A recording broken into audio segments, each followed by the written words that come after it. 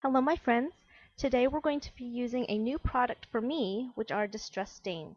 These are the three colors that I have. They came in a kit and we're going to get going using them for the very first time here on video. We're also going to be using the Summer Silhouette set to go along with my series. You also need a work surface. I'm just using a cellophane bag with a cardstock in it just so that the distress stain won't stick to it.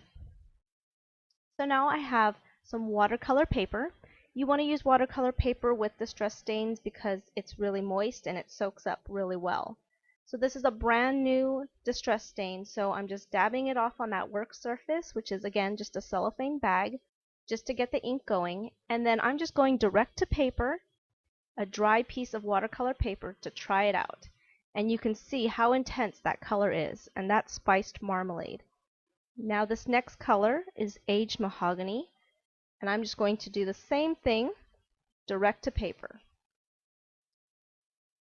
And it's a really dark color and they're overlapping a little bit, which is fine.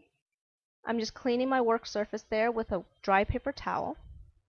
And then this is the third color, which is Chipped Sapphire. And again, it's a really intense color. And this paper is soaking wet and it's starting to warp, as you can see. I see that those two colors made a green there, so we can see how those dry. Here's another piece of paper, and I'm going to try another technique. I'm going to spritz this watercolor paper with water really well, and then I'm going to do the same thing with the stains just to see what results I get. So distress stains are supposed to react with water, so as you can see here, you get a much lighter look. And it actually blends really well on this water, so it's pretty neat. So there's the next color of Aged Mahogany, and then now here's the final color of the Chipped Sapphire. And you can see here, I'll show you a comparison of the difference of intensity of color from direct to paper, a dry piece of paper, versus a wet one. Very dark and very light. Now this is the third technique. I'm just going to smear the color right onto this plastic work surface, just in random places. And this technique scares me a little bit because I like clean and simple, so this is a little bit out of my comfort zone here. And then once I have it on my mat, I'm going to spritz it with water again, just to get it to react and blend easily and blend really well. And now I'm taking another piece of the watercolor paper, and I'm not going to smear it around, I'm just going to press this paper into the ink.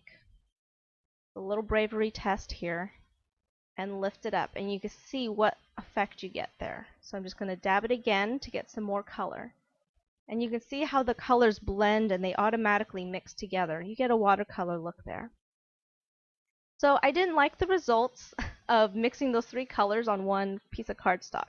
So I was trying to get a gradient look here with one color. So I'm just trying to spritz just the lower portion of the paper, and then the top is dry, so that I had a dark to light, which it started to work, but I wasn't squeezing enough ink out of my bottle, so it didn't work too well, so I ended up getting almost just one tone in the end of it.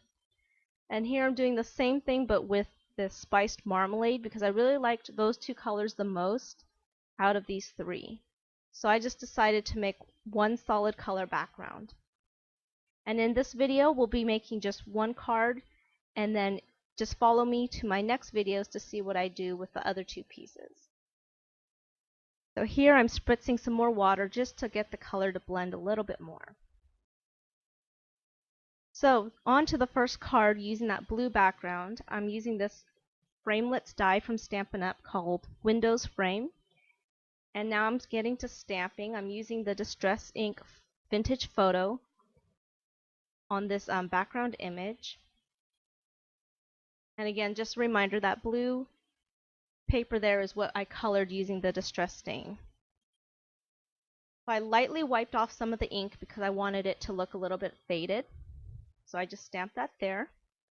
And now I'm using my white craft ink from Stampin' Up! And now I'm starting with the stem image. wiping off the excess ink there with my finger. And I'm just going to stamp this stem 3 times near the bottom here. And again, my white ink is very old, so it's not very bright. It's pretty faded at this point. I should probably get a new one. And then now I'm taking the bold flower image from the Summer Silhouette set and stamping that. And then I'm taking the smaller floral image here and then stamping that as well, all in the white.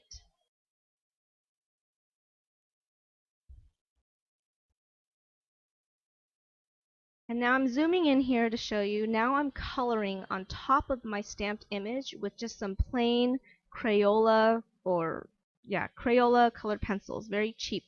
And I just colored over the whole thing with white, so I just cut that out so you didn't have to see it.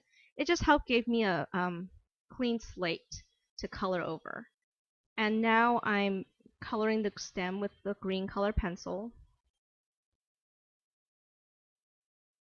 And then I'm going to continue and just color the flowers. And I started by tracing a little bit the outline of the stamp just to give myself a little bit of border. Just to explain a little bit as well why I colored over it with white first. Also because the Stampin' Up! White ink is a craft ink, so it stays moist for a while. So by coloring over with the white color pencil, it sort of helped dry or give myself a dry surface to color on. So here I'm just coloring with the pencil, and I'm leaving some white because I really like the way the white looks. Now I'm taking like a burgundy color pencil and just coloring these other flowers, and I'm starting at where the stem meets the flower, so that's the darkest spot.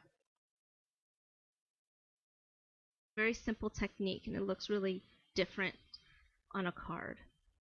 And now I'm taking a fine tip brown marker, or pen, excuse me, and I'm just adding some detail. So I'm just tracing over the outline of the stamp, and then I added a little bit to the center of the flower, as you can see, and then I traced the stem as well. I'm just basically outlining and just adding some freehand details to these stamps. And that's another way to stretch your stamps as well. And there we go.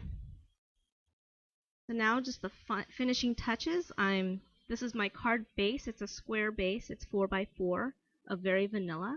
And I'm taking that same brown fine tip marker and I'm just freehanding some lines around the outside.